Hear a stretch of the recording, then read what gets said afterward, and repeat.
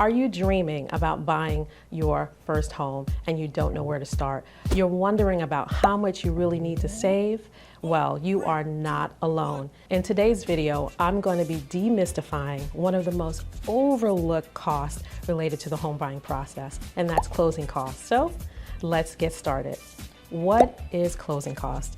Closing costs are the fees and expenses necessary to finalize the purchase of your home. This includes anything from the appraisal fee to title costs to insurance to loan origination fees. I know that when I first bought my home, I lumped all of these costs together. I didn't know what was the deposit, what was the earnest money, what was the closing costs. And if I had taken a little closer look, I would have found out that I could compare and shop for these closing cost fees. But let's go ahead and get started in breaking these down into some simple steps.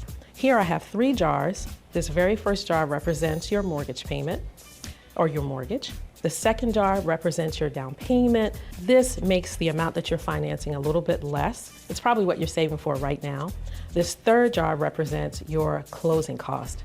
I've got these bag of marbles, and this represents the dollar amount. And I'm going to fill up these jars and give you a demonstration of what closing costs looks like in the end. So let's do it.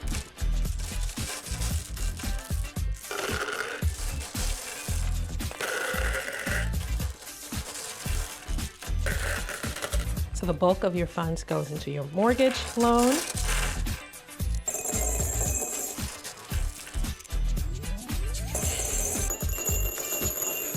The next amount goes into your down payment.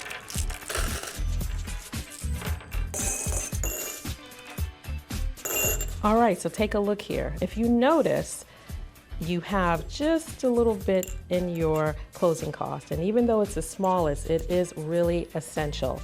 I would estimate and allocate about 2 to 5% of the price of the home towards your closing cost. If you're not prepared, it's like doing a marathon, getting to the finish line, and then recognizing that you still have more hurdles to jump over, and that's not fun at all.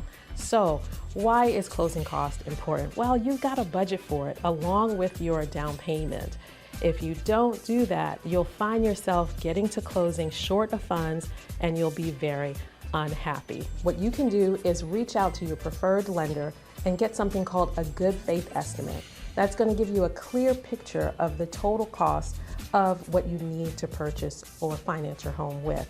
And you'll use that information to budget so that you can be on the right path. And if you do that, you'll be a home buying pro.